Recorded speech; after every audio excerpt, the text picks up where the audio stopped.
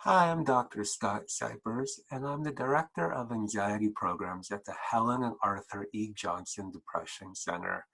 And I'm here to give you some brief tips to help manage anxiety during the time of COVID-19.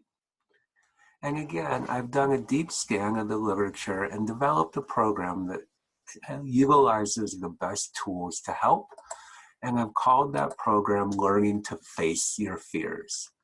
And FACE is an acronym that help us identify some key skills on the feeling level, the thinking level, and the doing level. And then we have to come back after we do and look at what happened, which is that E step. So what are some of these key feeling skills? The first thing we want to be able to do is really identify that we're feeling anxious. And that's a really important first step. In the same way, what would you want to do if you're hungry? You'd want to eat. But before you know to eat, you got to know you're hungry. So we want to help figure out that this is truly our anxiety going off. And then once we do, one of the biggest skills then we need to do is to decrease the arousal that that's going to cause in our body. And I did a deep dive of the literature and realize that these skills fall into 4 domains. We want to have some calming skills that may impact our body, our mind, our senses, or about getting it out or release. But the key to a good calming skill is it has to meet those 5 properties.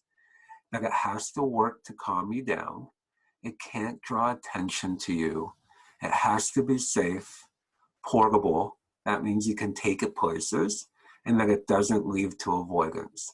And I challenge everyone I work with, you want to at least have 2 that you've used, you like, and can help you, especially when that anxiety starts feeling really strong in your body. So once you've figured out you're anxious, that's the first thing you want to go to, is to calm yourself down, to get what I call your smart brain back. And we need our smart brain to start helping us fight anxiety. And what do we want to do with our smart brain? This is what I call the A step, where we acknowledge what our anxiety is trying to tell us, and then we learn to fight back. And that acknowledge step is not to be underestimated.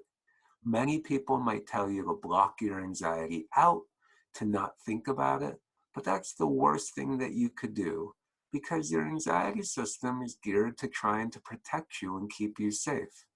If you ignore a threat, it doesn't calm your anxiety down, it makes it more worried. So we want to acknowledge the threat, and then we want to figure out how to talk back to it. And here are some ways to talk back to your anxiety. We can give it some perspective. We can challenge it based on the evidence it's providing. We can look at the values associated with what we want to do. And I use that a lot, such as my mission in life is to not let you anxiety win. So therefore, I'm going to do this thing that you don't want me to do. Or we can look at the tricks anxiety is trying to use against us and not let them work. And what are some of those tricks that it's using during COVID-19? So some of its tricks it's trying to use, just like the tricks bunny rabbit, is it's trying to get us to worry way off into the future, way down on the train of letters from A to Z. It's already worried about W, X, Y, Z. It uses the deep down arguments. It loves to use, which is deep down, you know I'm right.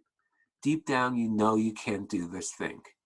It loves to be a broken record and just repeat itself, or it loves to try to get you to focus on the shiny object rather than what you're really anxious about. So it might say, oh, you'll get to that project later. Oh, just play a little video game. But then one video game turns into the whole night. Another one it loves to use is to use your body against you. It weaponizes your body so that you really feel anxiety in your body and therefore you give into it. And what we can do with anxiety is to catch these tricks and they literally say, silly anxiety, that trick is not going to work anymore. And then after we do that, then we got to take those skills and that we poked holes, but we really got to do what our anxiety doesn't want us to do. So that can be some things that help us do, like rehearsing or learning, helping figure out what helps us have courage, especially when it's a new project or really novel, breaking it down to what I call stair steps into small steps to see how we're going to solve it, or to figure out what was our worry brain worried about and coming up with solutions that doesn't allow us to avoid what our anxiety wants us to avoid. And then once we do that, as we said, we got to do what our anxiety doesn't want us to do, and then look back and see what happened. And most of the time, we're going to see that our anxiety was wrong, but sometimes it will be right, and we have to keep showing it that we survived and we can handle it. And then the last thing, anxiety doesn't like to lose. And after we do something anxiety doesn't like, it might try to punish us. So we want to be on the lookout for those punishments and say to anxiety, hey, don't be such a sore loser. And we always want to look, and part of this work is looking at what's motivating me to challenge my anxiety to this is hard. So let's see this come to action. And we're going to jump in to a little bit of a food challenge. So many of us, and all of us now, are home right now. And I want you to hit pause and go to your fridge. And I want you to find a food in your fridge that your anxiety is saying, no way. And for me, that's olives. My anxiety hates olives. It doesn't want me to eat it.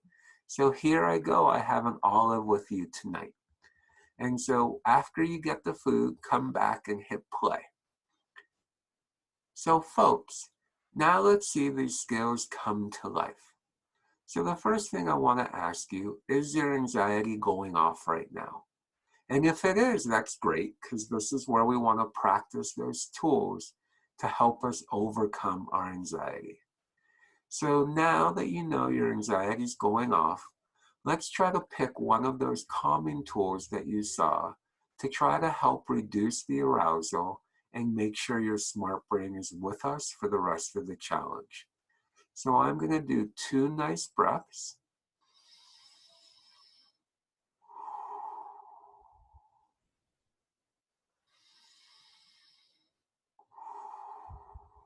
And then I'm also going to picture a really warm, beautiful beach right now that just helps me relax.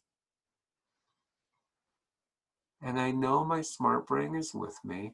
So now I'm going to listen to what is my anxiety telling me about this challenge. And it's telling me this is going to be so gross that I don't want to do it, that the taste is even going to be worse than I thought, and to really just not do it, and maybe I'm going to barf. So why do this challenge? But now that I've figured out what my anxiety is telling me, I got to poke holes, as we talked about. So here I go. This is me talking back to my anxiety. Hey, anxiety, there's really no evidence that I'm going to puke. And my mission in life is to beat you, is to not let you control me. And you're trying to control me right now. So I'm going to do this. Then we want to look at those things that might help us do.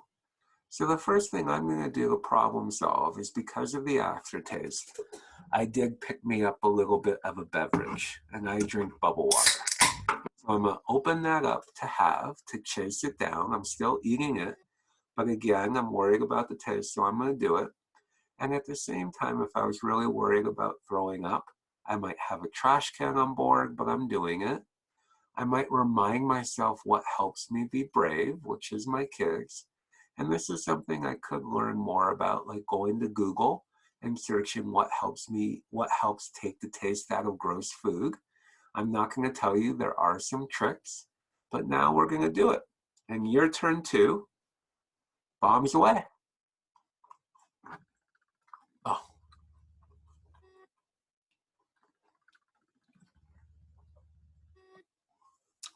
Oh, it's still not good.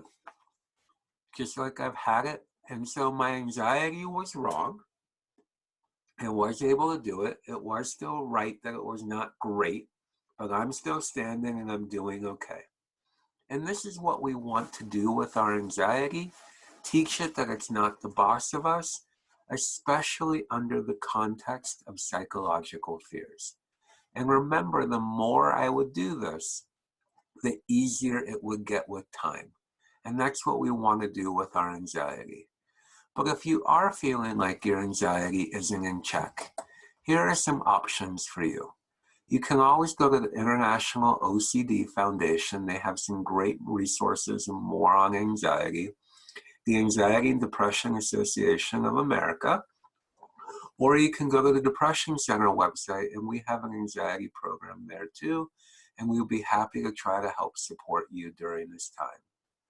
And again, I know this was brief and really hitting some key skills, but I would like you to think about, based on today, I call it the stoplight model. One thing you might stop doing when it comes to your anxiety, maybe I'm going to stop blocking it out. One thing you're going to keep doing when you feel anxious, pat yourself on the back. And one thing you might start doing based on today. And I really look forward to hearing any questions. And again, thank you for your time and listening tonight and today. You all have been a great audience.